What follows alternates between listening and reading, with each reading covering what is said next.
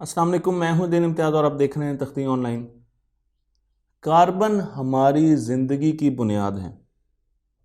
अगर आप अपने सेल की साख को देखें तो जैसे जैसे आप सेल की साख के अंदर जाएंगे, जूम करेंगे, आपको कार्बन की चेन्स नज़र आना शुरू हो जाएंगी। इसीलिए जब हम मार्स पर ज़िंदगी की तलाश कर रहे हैं तो वहाँ पर देखा जा रहा है कि क्या हमें कार्बन के फॉसिल्स मिल रहे हैं, क्या हमें कार्बन मिल रहा है, क्या हमें कार्बन की चेन्स मिल रही हैं, क्या हमें अमाइनो एसिड्स मिल रहे हैं। क्योंकि ज़िंदगी की शुरुआत कहीं ना कहीं कार्बन से हुई और उसकी वजह कार्बन के एटम की फ्लेक्सिबिलिटी है, क्योंकि वो लंबी लंबी चेन्स बना सकता है। लेकिन जहाँ कार्बन को ज़िंदगी की अलामत समझा जाता है, जहाँ कार्बन की तलाश की जाती है ज़िंदगी को पाने के लिए या ज़िंदगी के निशानात को पाने के लिए, वहाँ आहिस्ता आहिस्ता कार्बन हमारी ज़िंदगी को ख़त्म भी कर रहा है। आज हम जब फैक्ट्रियों की तरफ देखते हैं, गाड़ियों की तरफ देखते हैं, हीटर्स चलाते हैं, हर वो चीज़ जिसमें हाइड्रोकार्बन्स चलते हैं वहाँ कार्बन डाइऑक्साइड और ग्रीन हाउस गैसेस प्रोड्यूस होती हैं, जो कि आहिस्ता आहिस्ता हमारी दुनिया को गर्म करती जा रही। और जो लोग ये समझते हैं कि क्लाइमेट चेंजेस शायद बहुत छोटी सी चीज़ है, वो अहमकों की जन्नत में रहते हैं। मैं ये सख्त अल्फाज इस्तेमाल कर रहा हूँ, लेकिन वो वाकई अहमकों की जन्नत में रहते हैं।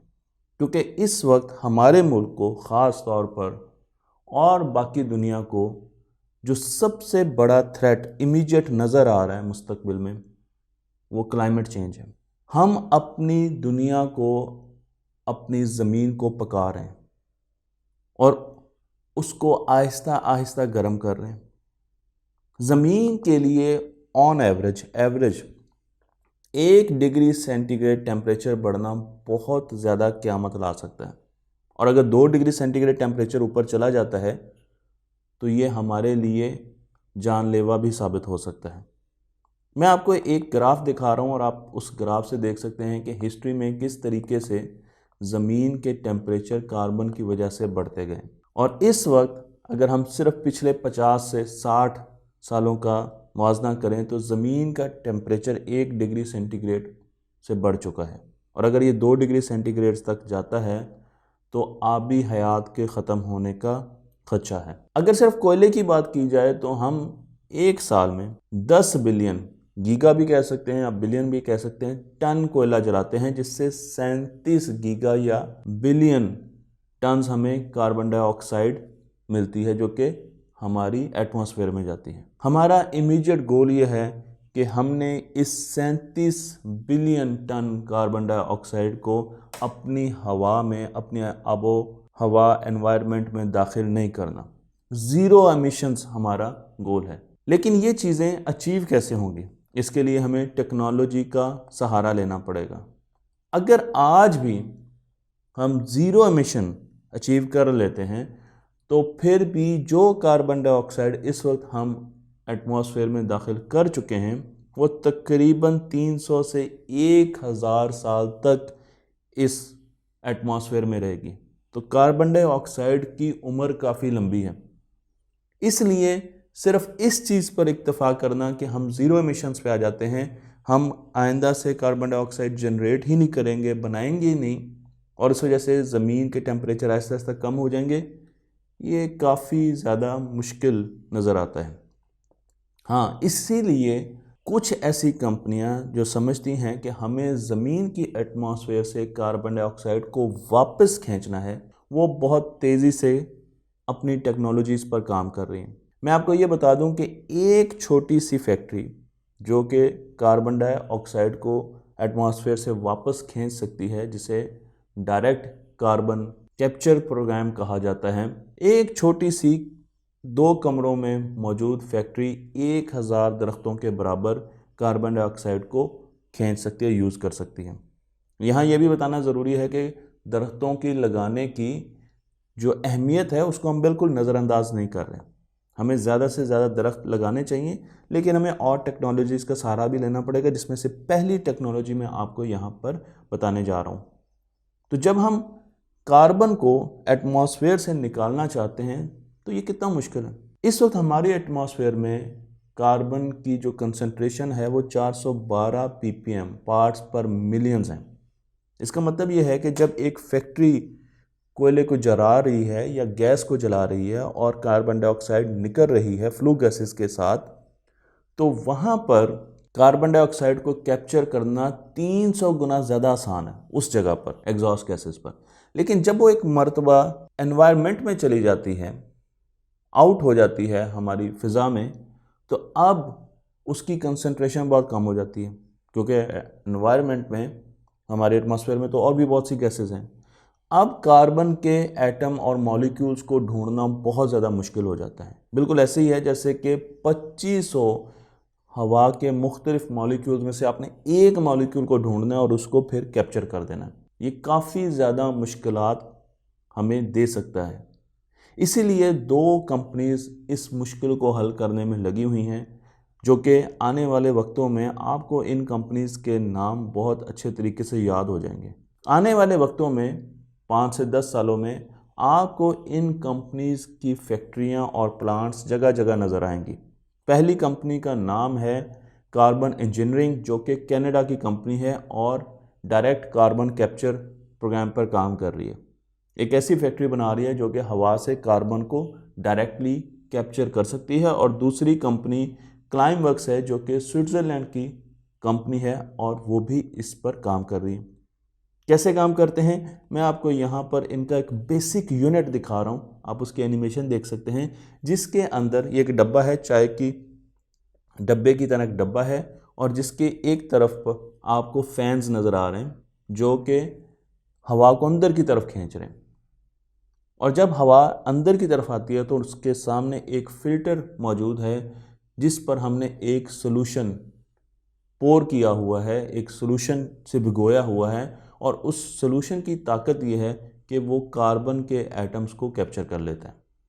80% जो हवा इसमें से गुजरती है, उसमें से 80% कार्बन के एटम ये फ़िल्टर कैप्चर कर लेता है, और सिर्फ 20% कार्बन आगे आउटपुट पर जा सकती है। जब ये फ़िल्टर्स कार्बन को कैप्चर कर लेते हैं, क्योंकि इनके पास ऐसी कैपेबिलिटी है, तो ये कार्बोनेट सॉल्ट बनाते हैं। अब उस कार्बोनेट सॉल्ट से हमने कार्बन को दोबारा हासिल करना है। उसके 2-3 तरीके हैं।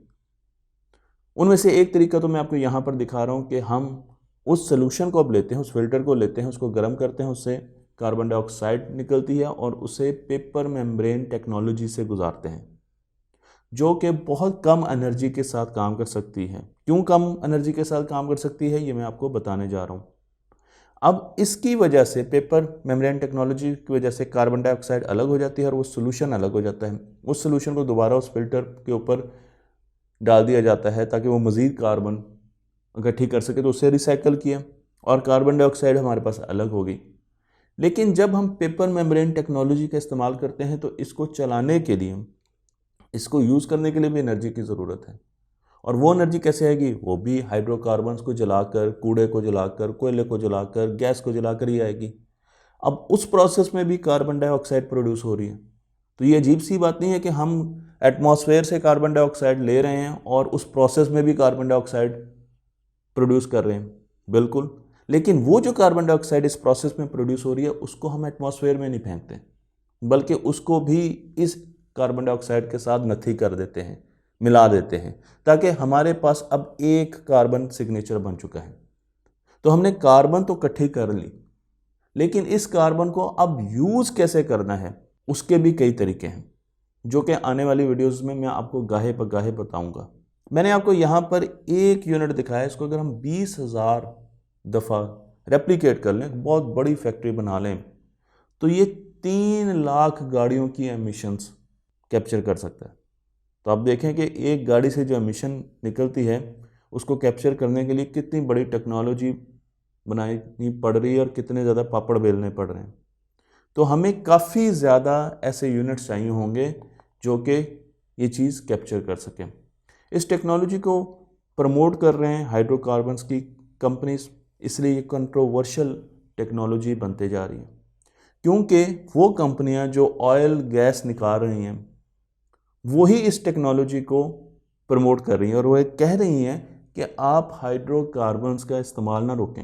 आप अपनी गाड़ियों में पेट्रोल का इस्तेमाल, डीजल का इस्तेमाल ना रोकें, आप उनको इस्तेमाल करें। कार्बन डाइऑक्साइड ऊपर जाएगी एटमॉस्फेयर में, तो हम ऐसे प्लांट्स लगा देंगे जो कि उतनी ही एटमॉस्फेयर में से कार्बन डाइऑक्साइड निकाल लेगी, तो हम ज़ीरो एमिशन पर बैठे होंगे।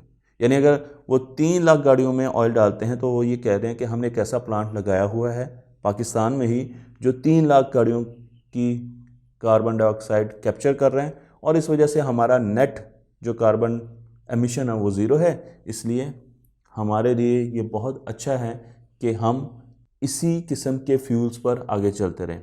लेकिन दूसरी तरफ लोग ये कहते हैं कि ये एक किस्म का धोखा देने वाली बात है, क्योंकि जब कार्बन डाइऑक्साइड एटमॉस्फेयर में जाएगी तो वो वहाँ पर कई साल रहेगी। अब सवाल ये है कि जब हमने कार्बन डाइऑक्साइड कैप्चर कर ली तो अब इसका करना क्या है। ये दोनों कंपनीज क्लाइमेक्स और कार्बन इंजीनियरिंग इस चीज़ पर बहुत ज़्यादा काम कर रही हैं। मैं आपको इनके प्लान्स के बारे में बताने जा रहा हूँ कि इनका प्लान ये है कि इन्होंने 1% हमारी एटमॉस्फेयर से कार्बन अगले 5 से 10 सालों में कम करनी, सिर्फ 1%। तो अब आप देखें कि हमें कितने और यूनिट्स की ज़रूरत है और कितनी और मुख्तलिफ़ किस्म की टेक्नोलॉजीज़ की ज़रूरत है और कितने और दरख्तों की ज़रूरत है, क्योंकि कोई एक टेक्नोलॉजी ये काम नहीं कर सकेगी कि वो कार्बन डाइऑक्साइड को बाहर निकाल लें।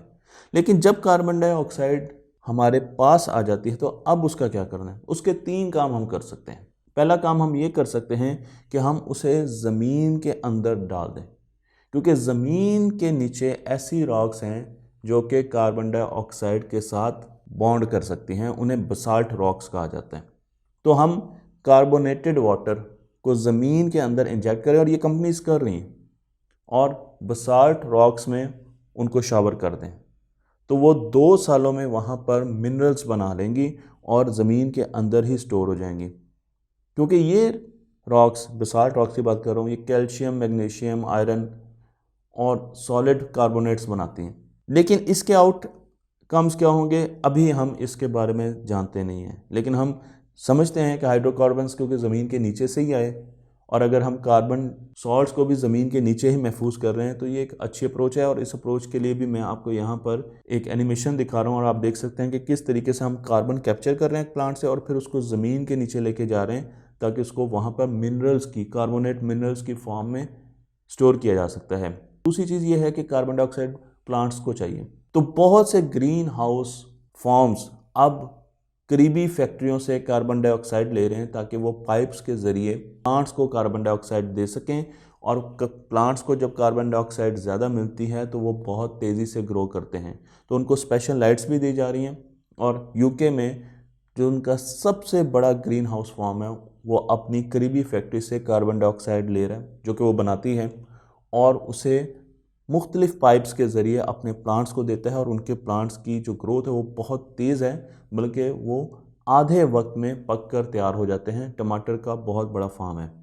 मैं आपको यहाँ पर एक ग्राफ भी दिखा रहा हूँ, तो आप ग्राफ में भी देख सकते हैं कि जैसे जैसे हम कार्बन डाइऑक्साइड ज़्यादा देंगे प्लांट को, तो एक विंडो में वो बहुत ज़्यादा ग्रो करेगा।